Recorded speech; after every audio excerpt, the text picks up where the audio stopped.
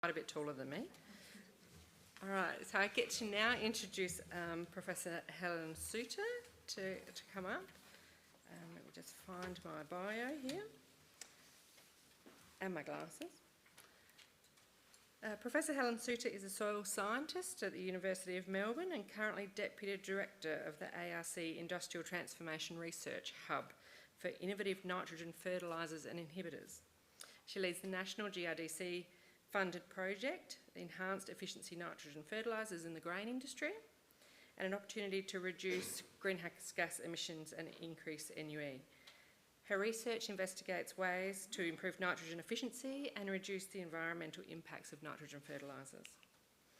Her work encompasses quantification of the fate of nitrogen in applied fertilisers, measurement of ammonia and nitrous oxide loss, investigation of the impact of new fertiliser technologies, biogeochemical cycling and land management strategies on nitrogen efficiency, considering environmental and productivity outcomes. In her spare time, she also teaches soil science to agricultural science students and emphasises the importance of soil resource, our soil resource, to ensure ongoing sustainable production. So please welcome Professor Helen Suter.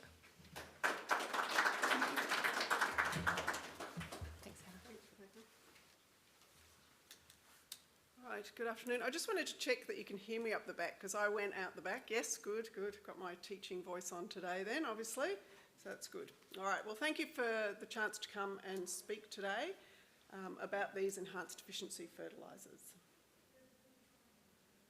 Oh, that's my slide, first slide. Okay, so I think a lot of people know that we need nitrogen fertilisers for food security, so half the global population lives off synthetic nitrogen fertiliser, but we know that it's also very inefficient. So on average, only about 50% of that applied nitrogen fertiliser ends up going into the crop.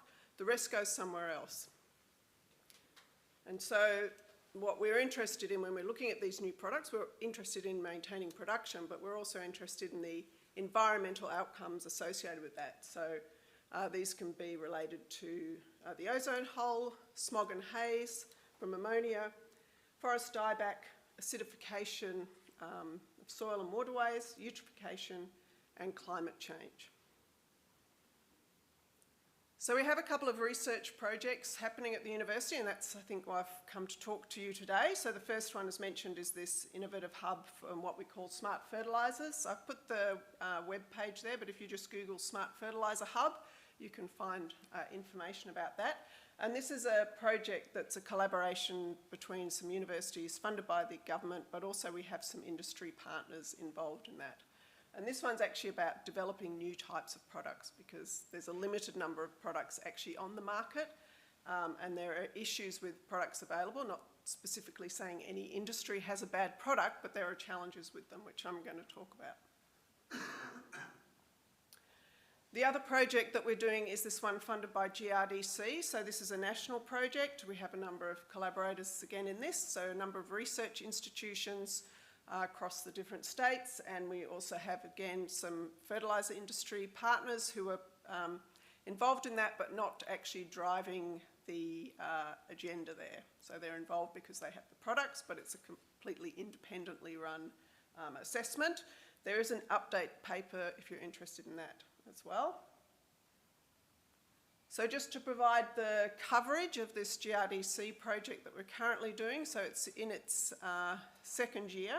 We have sites that go up from Gatton run by UQ, up in Queensland, Tamworth, Dookie in Victoria, and Birchip, Hart in South Australia, and then 2 sites in WA.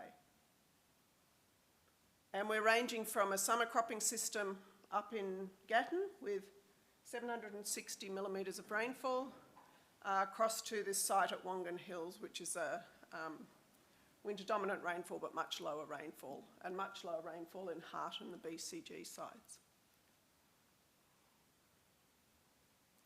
So I thought I'd look at first at what are we call them EEFs, Enhanced Efficiency Fertilisers. It's a much shorter word. I'd look at first what are they and how do they reduce emissions, and my apologies if you all know this, but I find it can be helpful.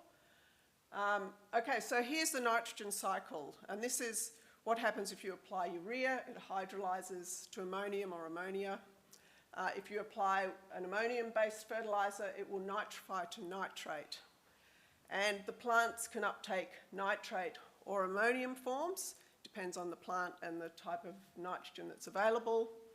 And nitrogen can then cycle through this organic matter as well.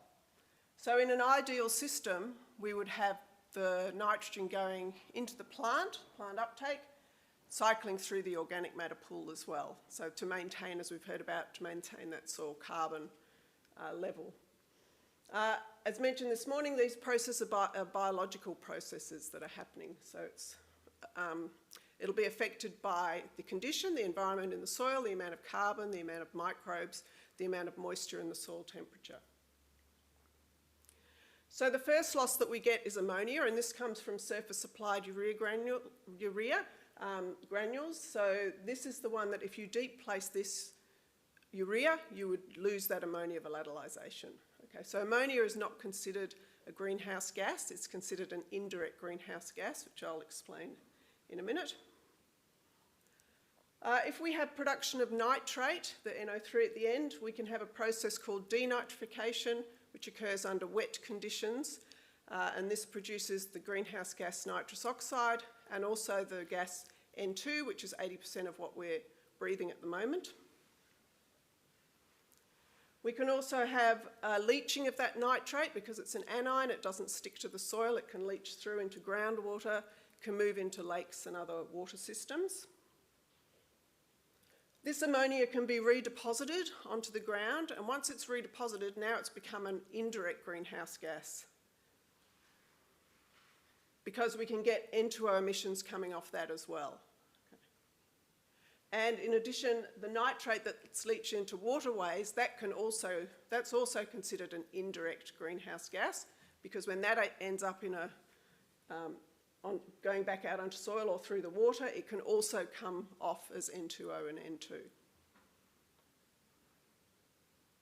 So I've just simplified all those N2O, N2 pathways into one, otherwise the slide is really messy. Okay, so now we know where the losses are. I want to talk about what these enhanced efficiency fertilisers do. So if we had what's called a slow release fertiliser, and my example here is coated urea, it slows the release of the nutrients out of the fertiliser granule. And what we're trying to do is actually have the right amount of primarily nitrate for the plants to take up. So we don't want too much nitrate all at once because then it'll be lost through those pathways. We want enough for the plant to use.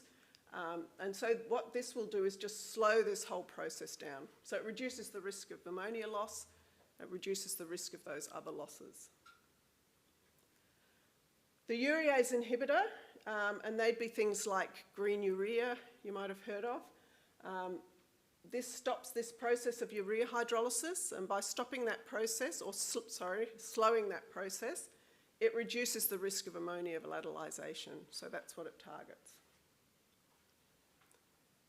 The nitrification inhibitor, and there's a number of different ones, one I can think of, N-tech urea. And this is slowing the biological process of nitrification, and as a consequence of that, the amount of nitrate that comes out is slowed, so the plant has time to take that up rather than it being lost. There's also dual inhibitors. There's not very many of them on the market, but they essentially do both of those steps. They're both a urease inhibitor and a nitrification inhibitor. So we know what they are now. Are they effective? So we find with the ammonia volatilisation, if we use these urease inhibitors, they can drop that from up to 90% reduction in nitrogen loss from that. But you'll see that the first number is 0. With the nitrification inhibitors, we find that they can drop that significantly as well. We've measured more than 60% reduction in N2O emissions with the use of a nitrification inhibitor. Again, the number there to the left is 0 as well. Okay, so now thinking about, we can use these things to target losses, but should we bother? How big are the losses that are occurring? And why are these losses that are occurring from this nitrogen cycle important? So coming back again to this picture. Oh, that's gone pink. That was blue before, but anyway. Okay, so ammonia volatilisation in dryland cropping systems is usually considered to be a maximum of 10% of the applied nitrogen. There is some current work that's suggesting it could be as high as 30%. In dairy pasture systems, we see it up at around 30% can be quite common. It's very much driven by climate. So if you have a beautiful autumn day, a bit of dew on the grass for that hydrolysis, the sun comes out, the wind starts to blow, they're the optimal conditions for volatilisation to occur. If you put your fertiliser out and it pours with rain the day after, that's when we're getting that no benefit of the inhibitor because the nitrogen is washed in. In Australia, we don't do a lot of studies on leaching, I think because it's a bit hard, and also we have a lot of texture contrast soils, so a lot of them are just held up above that heavier clay layer. But if you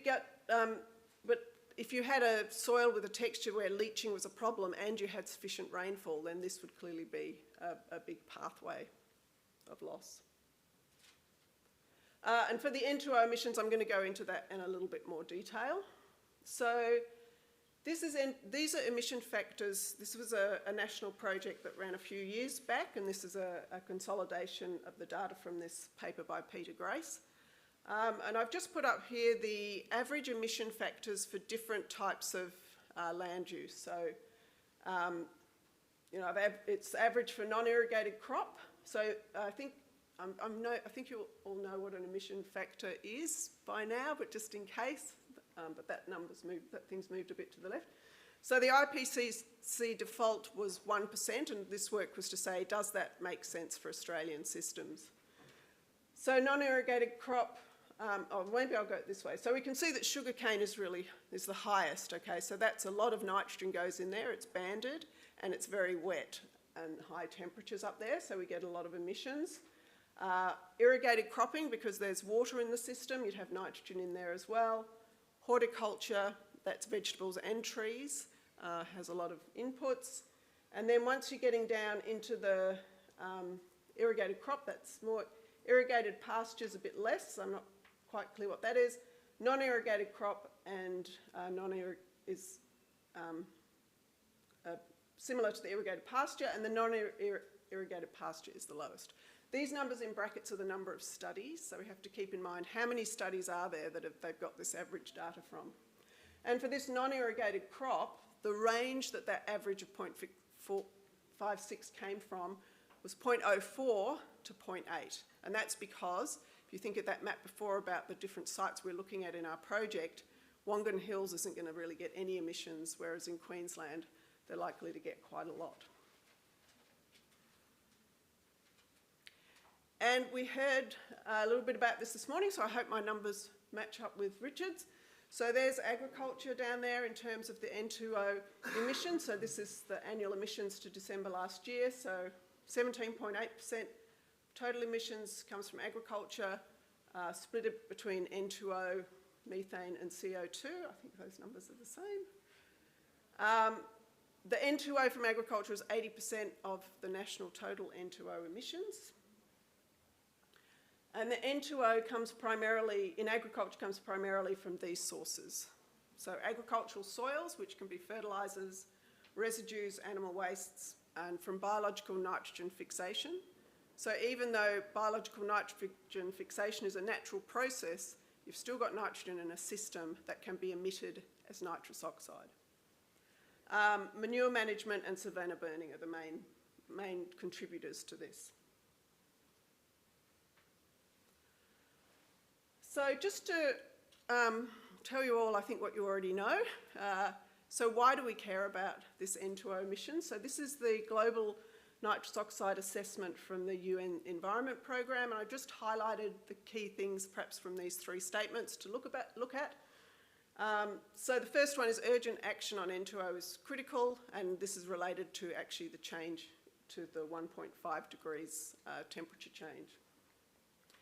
The other thing about N2O is now with the change, the loss of the hydrofluorocarbons from the fridges, now they've been removed. It's the most significant ozone-depleting substance in the atmosphere.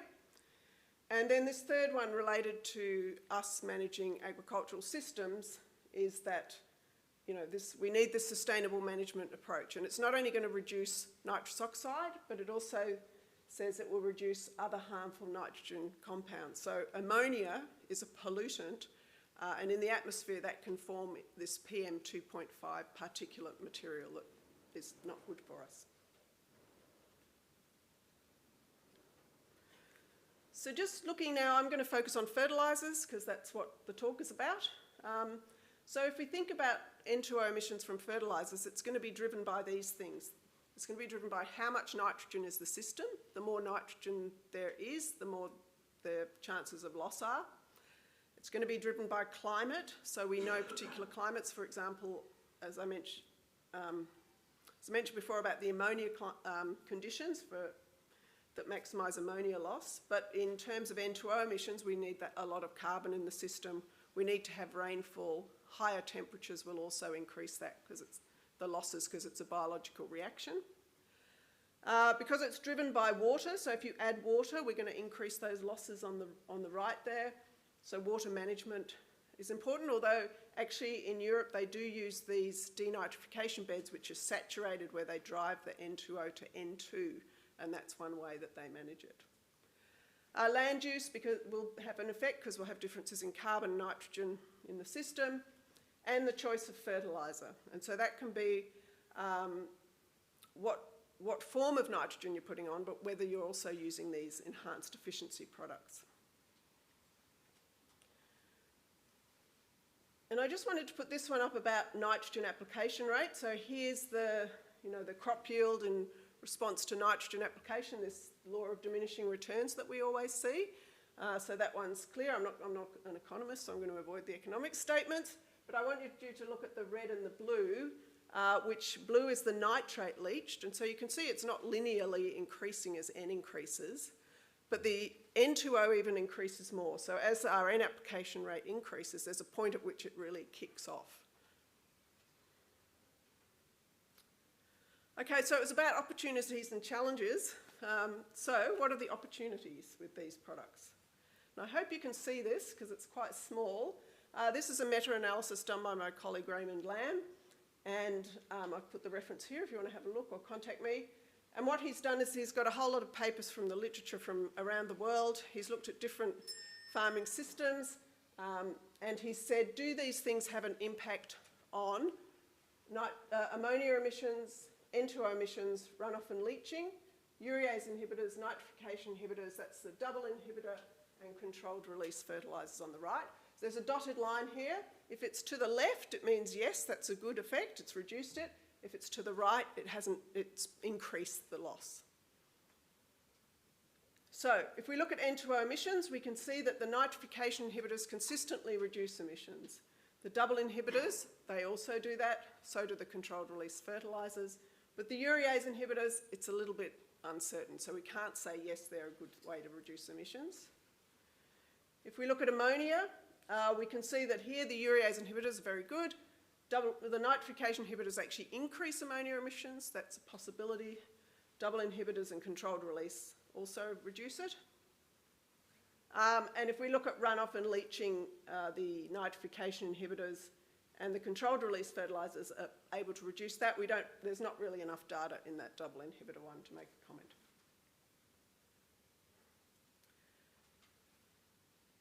So just looking now at,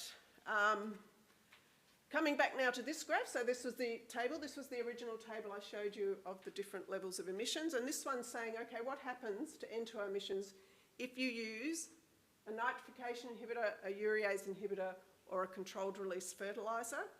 And you can see that in all these instances, so with the nitrification inhibitors, it's always a reduction for each of those different types of industries. For the urease inhibitor, it can be a reduction or it can increase, bearing in mind that that increase is one study. And for the coated urea, we had an increase in emissions with the sugarcane, but a decrease with the PCU, polymer-coated urea. And so it can be partly about if it's releasing the nitrogen slowly, maybe the nitrogen's actually coming out at a time when the loss risk is much higher than it was when it was applied. I'm just going to skip through this one, although I've got all these things to put on there. So that was just about ammonia, but the focus is N2O. Okay, so just coming back now, so this is another opportunity, is that you could actually, ideally, we would reduce the rate of nitrogen applied. So if we're not having that loss, we should be able to move this curve to the left. So we get the same production for less nitrogen, and then the costs will balance out a little bit more. Further opportunities is then coming into this carbon credit. So could you claim carbon credits through the Emissions Reduction Fund? And there are some, the agricultural relevant ones are associated with carbon sequestration. There is a fertilisers and irrigated cotton one, but that's more about going to biologicals instead of synthetics. And then there is a methods that has been proposed. So you can have this method development tracker. So nitrification inhibitors are being proposed as a method to reduce nitrous oxide emissions by the fertiliser industry. Just briefly, hopefully, the challenges. Okay, so that's the good things. We know that they can reduce these emissions. We know what will happen. But the challenge is that there's a lot of variation, and that's one of the things. The impact of the inhibitors depends on a whole lot of factors. It can depend on the climate of the system, the other management practices that the farmer's putting in place to control it. So there is still a lot of variation. So if you wanted to have an exact number, it's not going to be possible to get that. Another challenge is that they have a variable yield benefit. And so for farmers to take up these things, you actually want to see a yield benefit. And that's not always possible to see.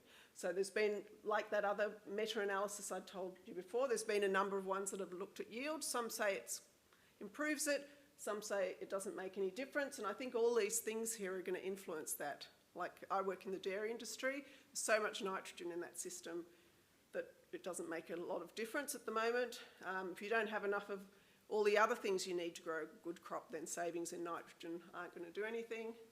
The enhanced efficiency fertilisers, they do degrade over time, and they can move away from the fertiliser as well, depending on the type. And soil type as well will influence this. So, and as I mentioned before, climate, land management, and there's an interaction between these inhibitors, the fertilisers, and the soil environment.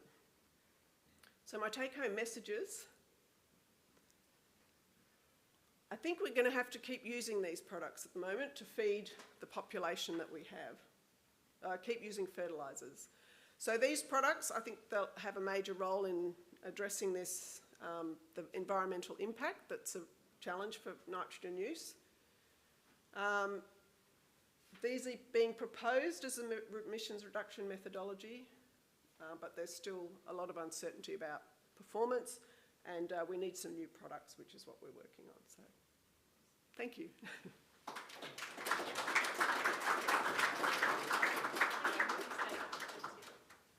We have a couple of minutes for questions. Do you know if there's any studies being done on other fertilisers other than urea? So SOA was mentioned before, or perhaps compost-based, more natural fertilisers? We have, so we have actually tested some of these nitrification inhibitors on manures in horticultural systems. I think they're not available in Australia as a commercial product on an organic material. So to use these products in Australia, they have to come coated on a fertiliser for you to be able to buy them. In terms of other products, yes, they are available. So you can get nitrification inhibitors on ammonium-based fertilisers. The urease inhibitor is only relevant for urea. So you wouldn't get a urease inhibitor on any other form of fertiliser.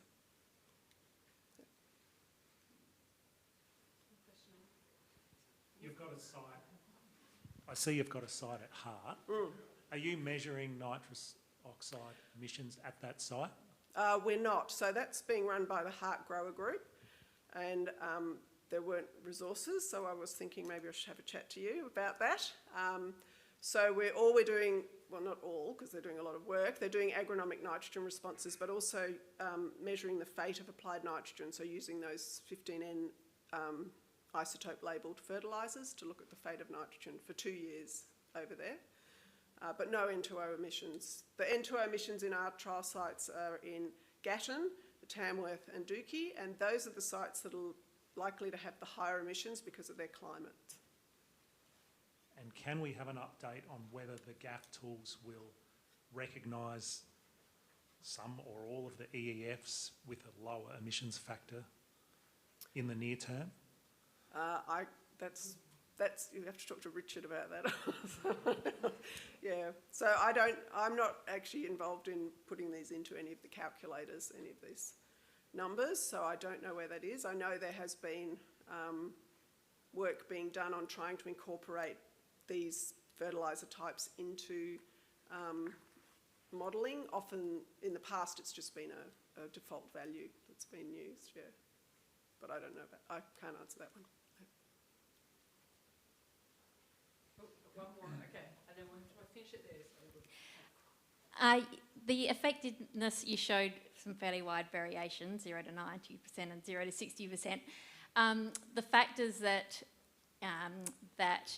impact on that, so you talked about the high rainfall where a lot of those demonstration sites are measuring it. Is it rainfall related, or where is it where you would have a higher emissions factor is going to have more of an effect, or is it other things? It's probably a broad question. Yeah. I think it's a whole range of things. So it's not just nitrogen rate, for example. It's definitely related. Well, no, hang on, it's not. So your actual total emission will be related mostly to the climate, but there's a soil interaction with a lot of these products, and we haven't been able to work out what it is in, is there a specific soil thing? So could you say, if you've got this organic carbon content, it's not going to work as well? There's nothing that seems to be clearly standing out. The things that maybe they're a clay, organic matter and soil pH. Yeah, so we're finding a lot of variation in that interaction. Yeah. All right, thank you.